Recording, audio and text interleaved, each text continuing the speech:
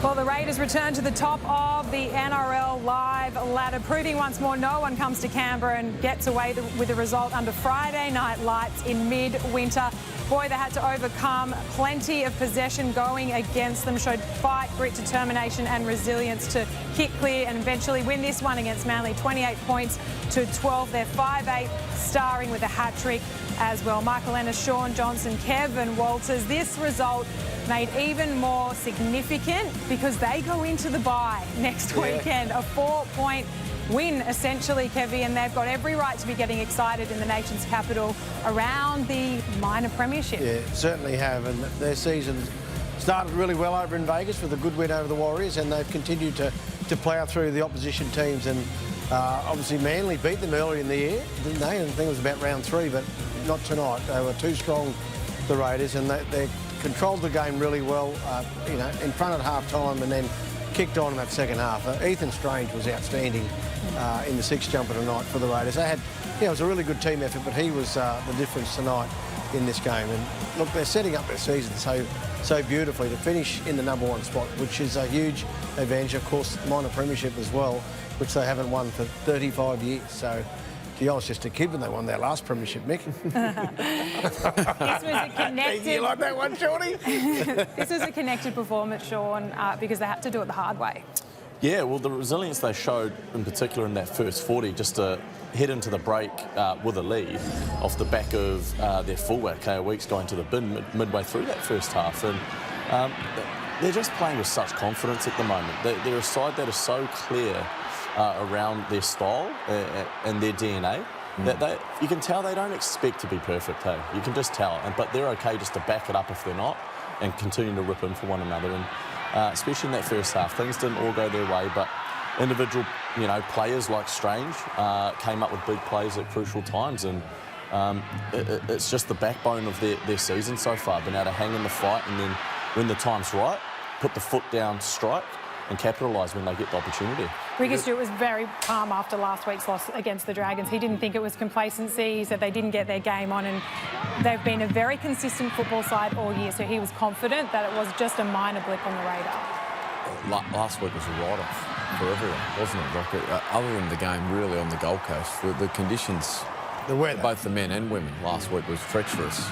So hard to read any form into that. Tonight, back at home, they've won 9 of 10 games there. They've got a great crowd building, sitting on 40 competition points now with when they come back from that bye, with 3 games to go against the Panthers, Tigers and Dolphins. So an opportunity to finish on 46 competition points. Phenomenal. Individuals that can hurt you, but as Shaun touched on, I couldn't agree with him more. There was a period in that first half, 29 tackles down on their own try line tonight, and when they're not perfect with the footy at times, boy, they're resilient without it. Defensively, Ricky's done a great job with those guys. They're buying in. And, week 1 of the finals will be an absolute screamer at GIO. I was lucky enough to play a semi-final there. The atmosphere was absolutely electric. And, the way they're going at the moment, they look like they're going to get themselves a home final. And, given the conditions that we saw tonight, 4 or 5 degrees down there, I don't think anyone in the top 8 will be looking forward to going there. No, I think I don't think, watching them play, they're a good defensive team, but they make teams work so hard when they have the ball. Yeah. They take a lot of energy out. You have to be committed in defence. Yeah, the tackle busters. Yeah. That's what they do. They tackle bust. Well, there's 2 big blokes, well, 3 really, that start. Papali'i, Tarpany and Horsburgh absorb so much petrol. They're so physical. Then Young and Hosking come looking for work through the middle. That gets Starling out. Then all of a sudden, they move the ball to the edges. You touched on Strange. Like, Strange is charging towards representative jerseys. Yeah. Like I said it a couple of weeks ago down there. He was absolutely brilliant. Best on ground. And again, he's backed that up tonight. I think he's destined to play Origin next year. Timoko, Seb Chris was great tonight. They just have weapons right across the field. Yeah. And he is voted by our fans as tonight's KFC FLG MVP, the hat-trick hero, Ethan. Go, do it. No. The KFC FLG MVP is Ethan Strange, and Shaun Johnson was absolutely loving his lethal left foot. The lethal left foot, man, that'll keep you up at night. It's nightmares. It's one of those things that you just love seeing, I asked, you know, what his age was. You just love seeing someone so youthful go after a contest and know when the time was right. It's not like he's just running for the sake of running. He is running because he is seeing cues and he knows that I like the look, I'm going to take you one-on-one. He's got the step, but he's also got the strength to back it up. Often stands and tackles. Like this one here, that's the one where, look, he's pushed off Ethan Bullymore there, he had a game himself. You know? Like he's a physical middle forward, but just continues to stay on his feet and just fight for everything he got tonight. Yeah, Kevy, I heard you say this week that if someone there's a spot on the plane to England for anyone who has a big back end, and you did mention big final Ethan series. Strange. Yeah, he's one of the names that was thrown up because, from my experience, the Kangaroos, someone through that final series gets on a bit of a run, which the Raiders can do, and they play their way into the Australian side. So because of their form and the way they're playing. So he's one, yeah, certainly, that could force his way in because I just like the way he runs the ball. He's big, strong. He enjoys the contact in tackles, in defence and attack. He likes players coming out and trying to whack him, which those back rowers do sometimes, but he's strong, very good on his feet as well. So he's a good young player. I think the bit that will start to develop for him off the back of his running game is his ball playing. Like he's starting to look to promote the ball at the moment. And the more he continues to take these guys on, that run-first mindset, those lanes for his line runners are going to start to really open up, and then his game could go. It's an aggressive left side for the Raiders, isn't it? Yeah. When you've got Hudson Young there as well, Sebastian Chris. And Jed Stewart's playing some great football as well. For him. What about that tackle tonight on Saab? Like threw him over the sideline. It's like Saab was away. Yeah. It was an incredible one-on-one stop. I don't know where he gets that from because down to 12 Ricky Stewart. Wasn't Rick? It wasn't Ricky Stewart. He's a halfback, man. Oh, imagine how proud Ricky's feeling, though. And you talk about that left edge, and he gets our Jim Beam assist of the day, Jed Stewart, for a flick pass. Oh, here we go, Shawnee. Take it away, please. Oh, ball. Yes. Look at it. He knew what he was doing. He saw it early. He actually accelerated late to find that lane. He could have gone pre, but he's gone, actually, hang on, a little burst of energy. That is as good as it gets. And obviously the hands from Strange and then the strength again to stay on his feet. But, yeah, sure. Dan, like that was great nice. Pass. That was really nice, man. Yeah, that's backyard I enjoyed stuff, that. That's backyard stuff. When you're playing with your mates and you head towards the clothesline, you've got to flick How's it back our game inside. not an outright global sport when we see stuff like this, hey? Like, come on. That'll go viral. Surely. That flick pass has to. But you spoke about their backline. Where do you rate it in this race to the premiership in terms of how much damage they could do come finals?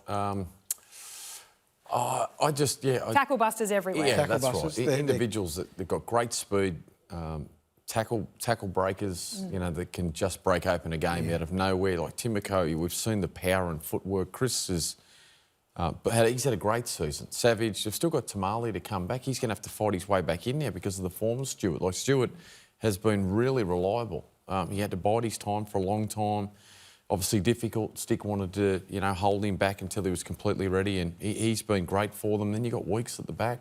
Well, he was kept relatively quiet tonight, wasn't he, Weeks? But he, they can't all be in the headlines. But even that moment, Kev, where Seb Chris scoops up that loose ball late in the game, and out of nowhere, like Weeks is jogging next to him, like Mackay Duva, just sitting in third gear, like just waiting idling, for the ball. just idling. Yeah, well, we've seen some of the tries that he scored. That one at Magic Weekend stands out for me against the Storm when he chipped over in the rain, picked it up, scored virtually the winning try. So, great skills. And you love to see it. I mean, that entertains the fans. Obviously, I'm a Raiders supporter being an ex-player there, but they entertain the masses, the Raiders, with the way they play.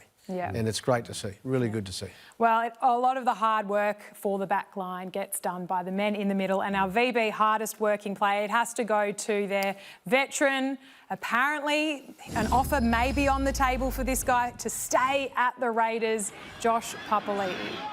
Yeah, well, you said it, didn't you, Nick? Absolutely huge. His play ones in particular off the kickoffs, and then late in tackle counts, Kev.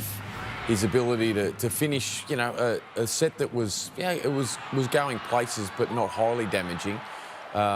He would charge onto it on play 4 and take 15 metres upfield just to get Fogarty into a good kick position. But I thought the courage and just the physicality and it was violent the way he carried the ball off the kickoff. You just got to commend him. We had Gagai in the first game tonight. You got Pups, you know, at their age to see what they're doing, continuing to evolve their game. You know, like it's so impressive watching Pups' late feet tonight. Yeah. Like I've seen that for like the last 15 years. It feels like we're coming at you too. Yeah, and you think, yeah, okay, here's this big frame. All of a sudden, his late feet turns his shoulders to slip through defenders. You know.